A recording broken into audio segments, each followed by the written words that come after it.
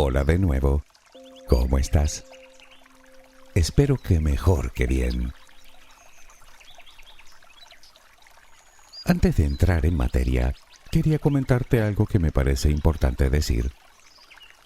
Probablemente habrás observado que la periodicidad con la que subo audios al canal ha variado. El motivo es que me he metido en un proyecto sumamente ilusionante, del cual te informaré a su debido tiempo, que me impide subir audios con mayor regularidad. Te aseguro que quisiera ir más rápido, pero me falta tiempo. Tal vez podría acelerar, pero temo que por abarcar demasiado descienda la calidad del trabajo. Y entenderás que eso no lo voy a permitir, por respeto tanto hacia mí como hacia ti. Y es precisamente debido a ese respeto que te profeso que estoy obligado a pedirte dos cosas. La primera es pedirte disculpas por la demora. La segunda cosa que te pido es paciencia. Espero que puedas concederme, si no ambas, al menos una de ellas. Sea como fuere, te doy las gracias por anticipado.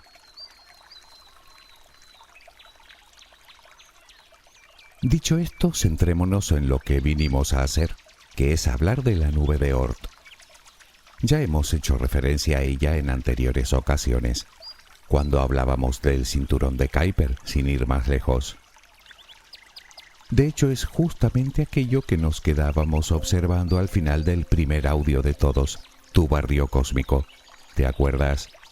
Una lejana e inmensa esfera de pequeños objetos que envuelve todo el sistema solar, frente a la cual nos quedábamos observándola maravillados. Pues de eso.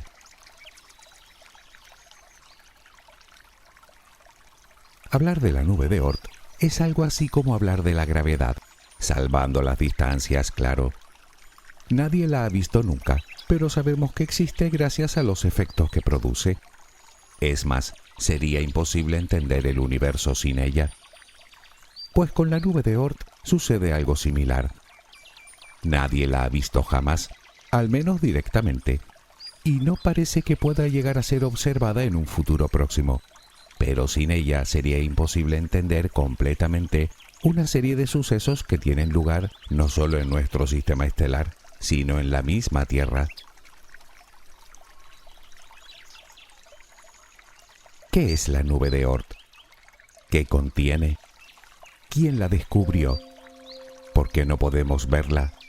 ¿Y qué tiene que ver con lo que sucede en nuestro planeta?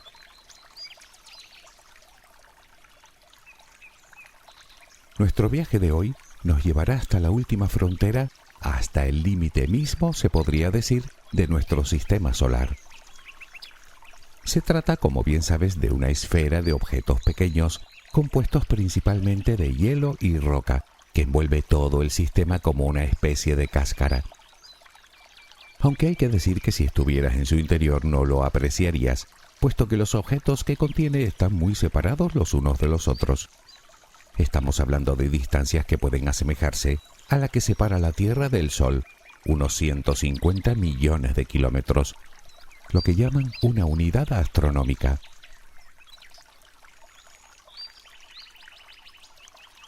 Como te decía, aún no hemos podido observar ni un solo objeto de la nube de Oort, al menos mientras se encuentra orbitando el Sol dentro de la nube.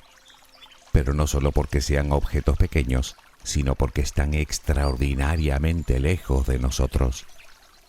Para que te hagas una idea, la nube de Oort comienza a nada menos que un año luz del Sol, es decir, más de 2000 veces más lejos que el último de los planetas del sistema, Neptuno. Para ponerlo en perspectiva, la luz del Sol tarda en llegar a nosotros poco más de 8 minutos, y unas 4 horas y cuarto a Neptuno. Pues hablamos de la distancia que recorre la luz en todo un año. De hecho, el cinturón de Kuiper, que como sabes se extiende a partir de Plutón, se encuentra 100 veces más cerca del Sol que la nube de Oort.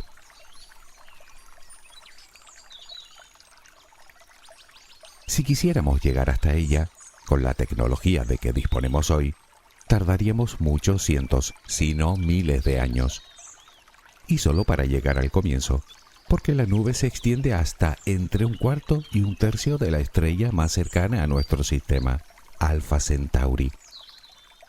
Por lo tanto, teniendo en cuenta la enorme distancia y el propio tamaño de los objetos, de a lo sumo unas pocas decenas de kilómetros, es virtualmente imposible captarlos con ningún instrumento de observación fabricado hasta la fecha. Eso sí, los hemos visto cuando han escapado de la nube y han iniciado su camino hacia el Sol, en cuyo caso desde la Tierra observamos un cometa. Pero, ¿por qué escapan de la nube?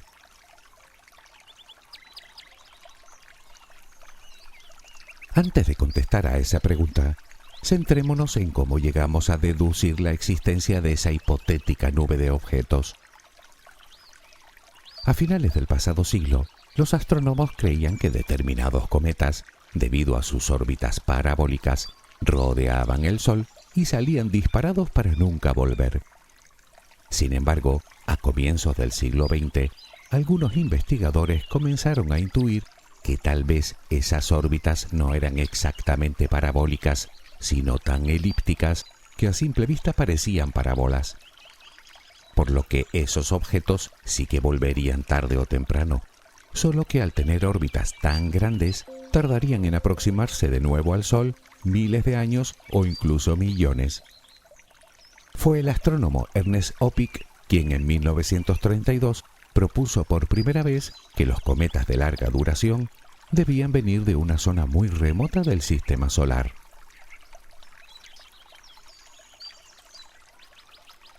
Años más tarde, Jan Oort, basándose en los estudios de Öpik, quiso resolver el problema de una vez por todas, y para ello se basó en lo que ya sabíamos de los cometas.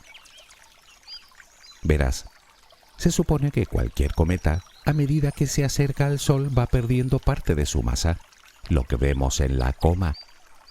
De tal manera que si el cometa se acerca y se aleja del Sol repetidas veces, poco a poco irá haciéndose cada vez más pequeño, a la vez que va creándose a su alrededor una corteza oscura debido a la exposición regular a la radiación solar. Sin embargo, los cometas de largo periodo no parecían haberse acercado muchas veces al Sol, así que, teniendo en cuenta que existen desde la creación del sistema solar, en algún lado han tenido que estar todo este tiempo, tal vez en la parte más exterior del sistema. En 1950, Jan Oort postuló la hipótesis de esa nube, a la que también se suele llamar nube de Öpik-Oort, en honor a ambos científicos.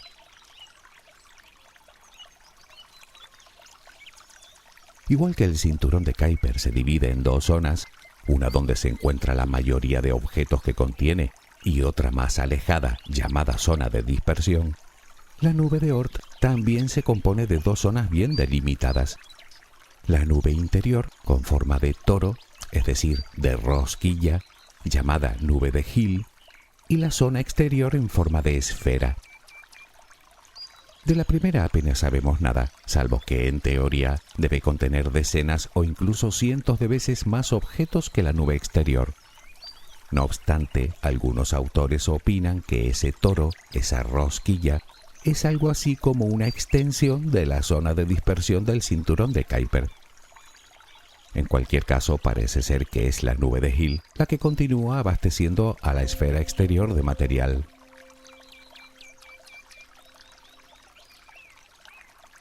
Si te preguntas cómo los investigadores llegaron a la conclusión de que la nube exterior tenía que tener forma de esfera, fue simplemente porque observaron que los cometas de periodo largo podían provenir de cualquier parte. Me explico. Si el objeto procediera del cinturón de Kuiper, siendo un cinturón que rodea el sistema, lo veríamos llegar desde determinadas zonas del cielo. Pero con los cometas de periodo largo no es así. Aparecen desde todas direcciones. Por lo tanto, la nube debe cubrir todo el sistema, es decir, que tiene que tener forma al menos parecida a una esfera.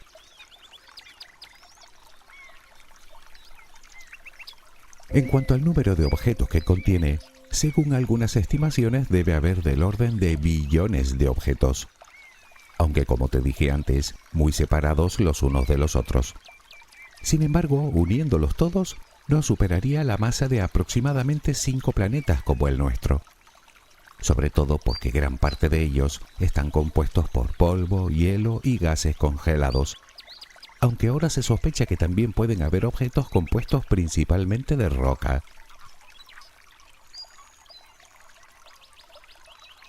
Los astrónomos creen que todos esos objetos se crearon hace unos 4.600 millones de años, durante la formación del disco protosolar, pero mucho más cerca del Sol de lo que están hoy, justo en las inmediaciones de donde más tarde se crearían los planetas rocosos, Mercurio, Venus, Tierra y Marte.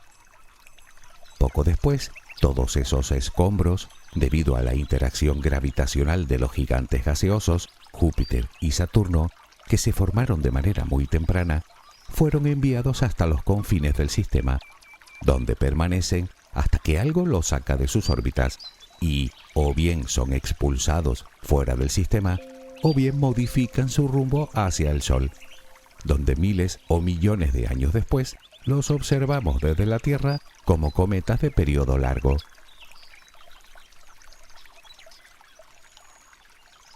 No obstante, según los investigadores, puede que una parte importante de los objetos de la nube de Oort, o si lo prefieres, de la nube de Ophic-Oort, no se formaran en los inicios de nuestro sistema solar, ni siquiera en nuestro sistema solar. Como sabes, el Sol se formó de una nube de gas y polvo. Sin embargo, no fue la única estrella que se originó de ella. Se estima que en nuestro entorno galáctico, y casi paralelamente a la nuestra, se estaban formando en torno a unas 1000 estrellas más. Así que lo mismo que sucedió aquí pudo suceder en otras tantas. Es decir, que si una parte de los escombros sobrantes de la formación del sistema solar pudieron ser despedidos fuera del sistema, lo mismo pudo ocurrir durante la formación de otras estrellas cercanas, de tal manera que al menos parte de la nube de Oort podrían ser restos captados de la formación de otros sistemas solares cercanos.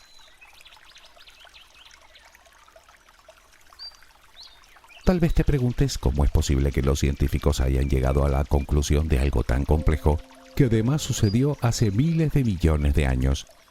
Pues con simulaciones. Resulta que durante mucho tiempo los astrónomos no lograban encajar todas las piezas del rompecabezas.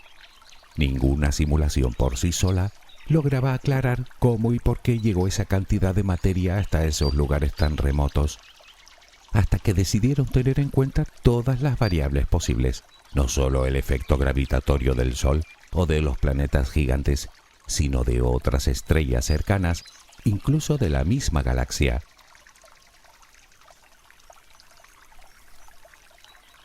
Y aquí quería llegar yo, porque aún no hemos respondido a la pregunta de qué hace que esos objetos salgan de sus órbitas y se precipiten hacia el Sol.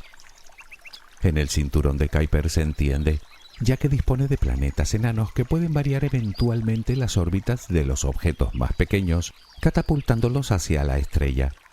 Y eso sin contar además la influencia gravitatoria de Neptuno, que aunque débil, existe. Pero la nube de Oort está demasiado lejos como para que Neptuno la desestabilice. Entonces, ¿qué ocurre?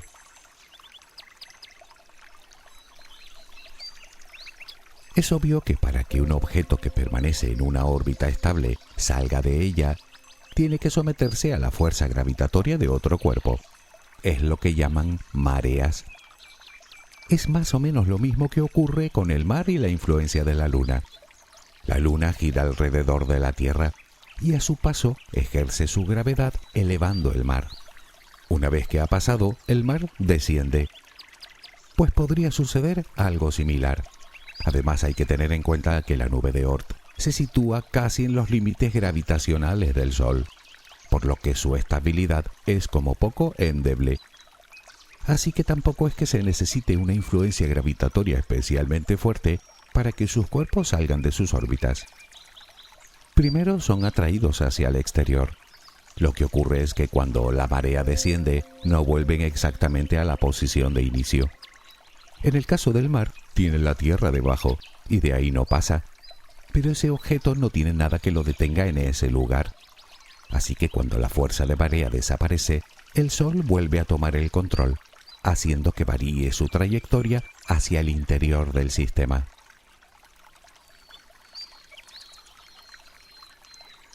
La cuestión es ¿Qué está produciendo esas mareas? Parece ser que la cuestión no es tan sencilla. Verás, los investigadores han hallado un patrón un tanto inquietante.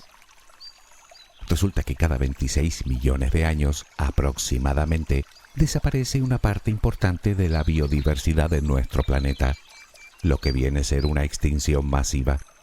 Obviamente no son todas igual de virulentas, pero ahí están. Nadie sabe el motivo, pero la periodicidad de dicho suceso ha hecho sospechar a los científicos que la causa podría provenir de fuera. Hablamos de objetos razonablemente grandes de la nube de Oort, como el que acabó con los dinosaurios hace unos 66 millones de años.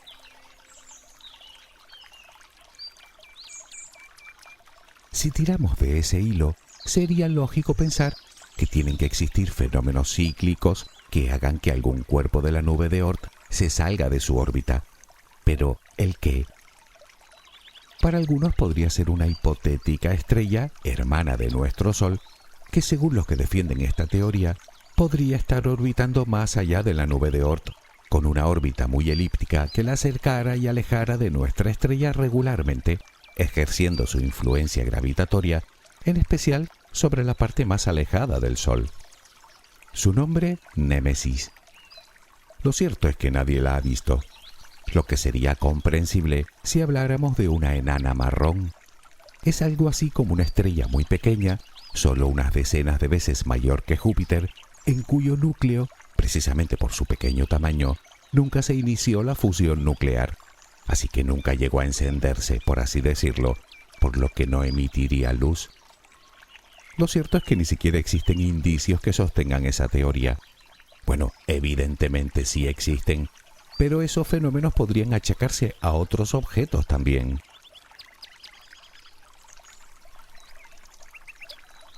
Podría deberse a un teórico planeta de cierto tamaño que orbitara los confines mismos del sistema solar y que aún no hemos descubierto. O podría deberse al movimiento de nuestro sistema dentro de la galaxia. Me explico.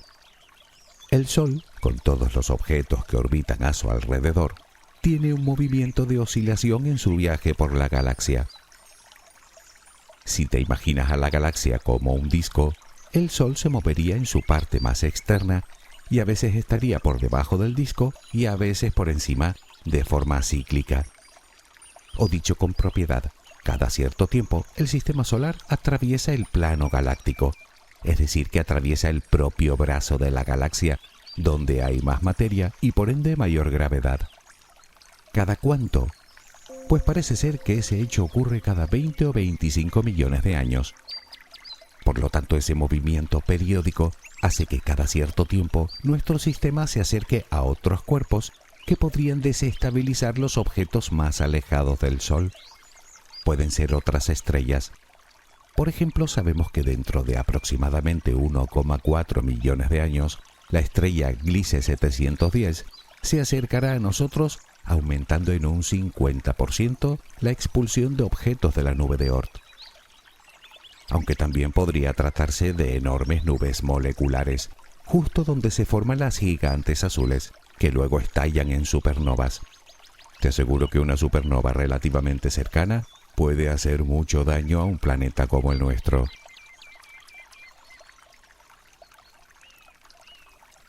Como quiera que fuera, nadie tiene la respuesta.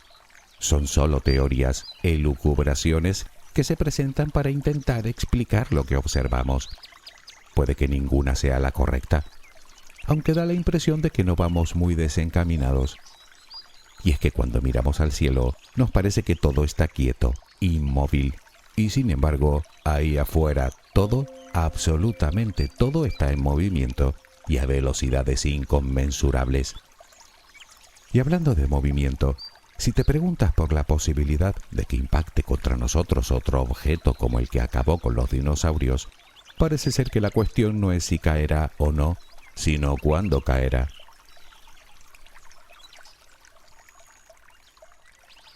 Afortunadamente para los científicos, ese hecho no es algo que les pase desapercibido, así que llevan desde hace tiempo trabajando de firme para esquivar un hipotético objeto que llevara un rumbo de colisión con la Tierra.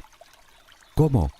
modificando su trayectoria, bien impactando un artefacto contra él, bien acoplándole motores como si fueran motores fuera borda para frenarlo o para acelerarlo. Modificando lo suficiente el rumbo o la velocidad, las posibilidades de impacto se reducirían a cero. El otro día, sin ir más lejos, impactaron la primera sonda contra un pequeño asteroide con el propósito de estudiar las posibilidades de conseguirlo. Habrás oído hablar de ella, la sonda DART. Está claro que esos objetos existen y que tarde o temprano alguno se acercará peligrosamente a la Tierra. Pero ¿qué quieres que te diga? Sabiendo que la ciencia está de por medio, no sé, como que duerme uno más tranquilo, ¿no te parece? Espero que tengas una luminosa jornada. Hasta muy pronto.